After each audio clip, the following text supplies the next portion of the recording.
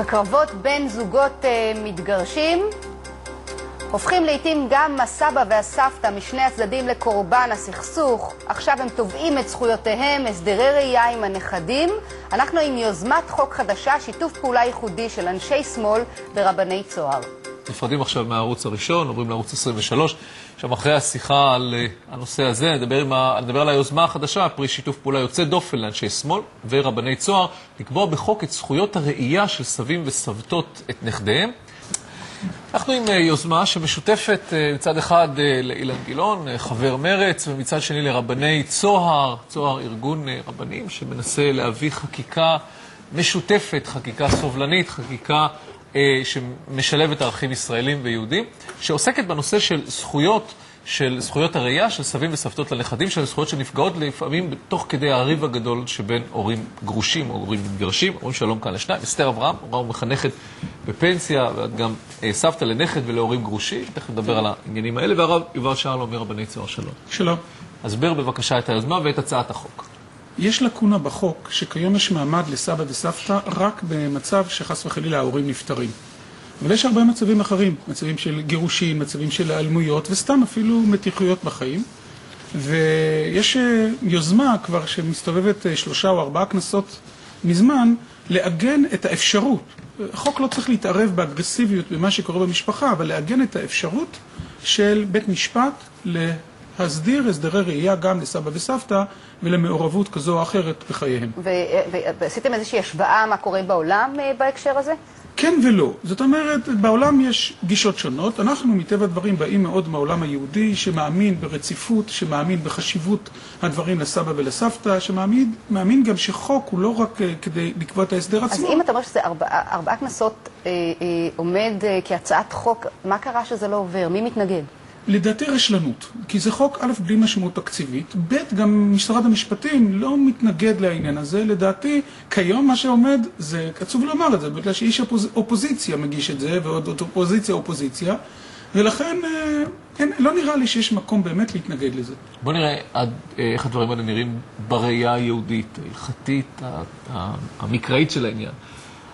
הרי אנחנו שואבים את המקור משם, מה עושים הגויים זה פחות חשוב.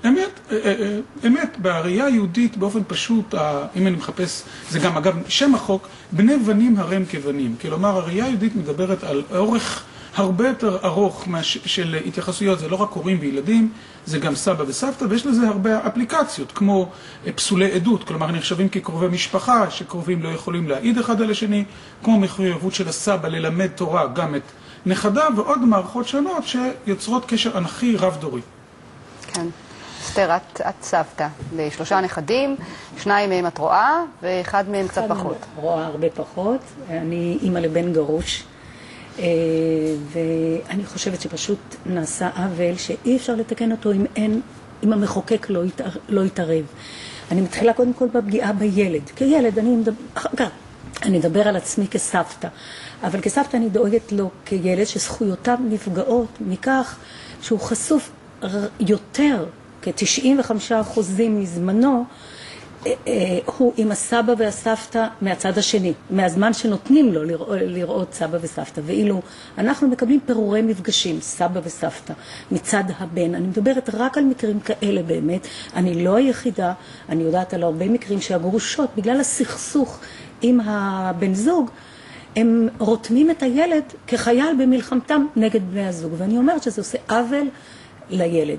הילד יש לו מעגל אחד שכבר נפגם. המעגל הראשוני זה המעגל של אמא ואבא שהם מסוכסכים.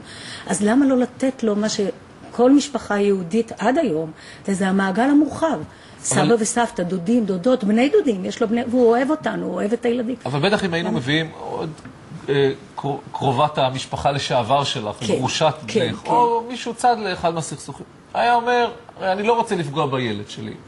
אבל הסבא או הסבתא מהצד השני, אלה של בעלי לשעבר בן הבליעל או אשתי לשעבר בת הבליעל, הם מרעילים אותו נגדי, הם עושים נגדי, הם מייצגים את הצד השני, לא רוצה שירה. יפה, יכול להיות שיש מקרים כאלה. אני אשת חינוך, אני 36 שנים הייתי מחנכת, והייתי סגנית מנהלת 10 שנים בחטיבת ביניים. ראיתי המון ילדים, בכיתה שלי בלבד כמחנכת, מתוך 40-20 תלמידים היו ילדים להורים גרושים.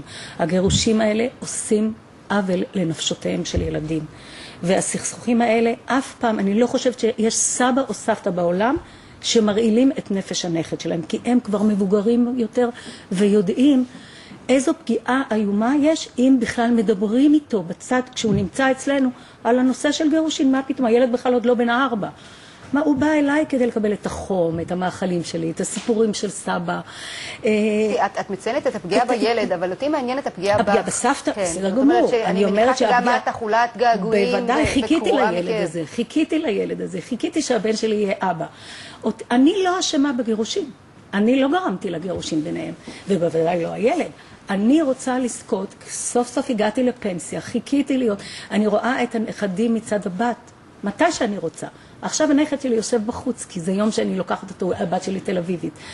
ואותו אני צריכה רק בימי הסדרי הראייה של הבן. זאת אומרת שזה הולך על חשבון... על אותה חתיכת זמן. על אותה חתיכת... אני רוצה שתהיה לי זכות עצמאית, והמחוקק, אם הוא לא יכניס את הנישה הזאת, אם הוא לא יעשה זכות ראייה גם לסבא וסבתא, ולצערנו, אתם יודעים בדיוק כמוני מה אחוזי המתגרשים, כמה גירושים יש בעולם. זה לא צריך להיות על חשבון הילדים. והילדים צריך שיהיה איזון בין המשפחה של האב למשפחה של האם. אין לי שום דבר. המשפחה של האם יש לה את הערכים שלה, ואת הדברים החיובים שהיא מקנה לילד. ואני יודעת שבמקרה שלי גרושתי גם יודעת מי אני ואיזה דברים אני יכולה. הרב שלום, אנא הסבר לנו ולצופים, איך ההצעה הזאת משתלבת בתוך הפעילות של רבני צוהר? למה זה קשור בכלל? אחד הפרויקטים שלנו זה צוהר לחקיקה. אנחנו נמצאים בכנסת, ובשיח אחר, לא שיח פוליטי ועוצמתי, כי אנחנו לא אנשים פוליטיים, אלא מציעים... עוצמתי זה מה שאתה נותן הגדרה פוליטית לקרוא לכפייה דתית. כן, גם זה לא. אנחנו גם אין לנו יכולת, וגם לא רצון לכפייה דתית, אלא אנחנו מציעים לחברי הכנסת זוויות יהודיות של מה שחשוב להם ומה שמעניין אותם, וגם יוזמים דברים. ולמעשה בכנסת נוצר שיח מאוד מרתק, מסביב לעשרות חוקים, ומתוך מגמה גם שחוקים דתיים זה לא רק שבת, כשרות, שעון קיץ וכדומה, אלא שאלות של הסדרי ראייה, או שאלות של מי אחראי על מי להשית את הנושא של זנות, של המלחמה בזנות, על הגברים או על הנשים, או כל התחומים האלה, וצוהר שותפים בשיח עם כל חברי כנסת מכל קצוות הבית, ברצון להעמיק את הזהות היהודית של מדינת ישראל בפעולות שנעשות בכנסת. רבותיי, שיהיה בהצלחה עם הצעת החוק הזאת. זה נראה הצעת חוק נכונה. זו שאלה טובה, כי ועדת השרים צריכה להסכים להצעת חוק של מישהו מהאופוזיציה, זה לא פשוט. אולי תגייסו מישהו מהקואליציה וגמרנו. אני רוצה רק להוסיף שבאמת השופטים עצמם נמצאים בבעיה, כי אם יש חוק, אז הם לא רק לפי התרשמות שלהם קובעים אם יש זכות ראייה לסבתא או אם יכולים להמליץ. היום זה רק המלצה. החוק נועד לאפשר לשופטים, לא לחייב, וזה גם תשובה לשאלה שלך, אם לא, אז לא, אבל לאפשר.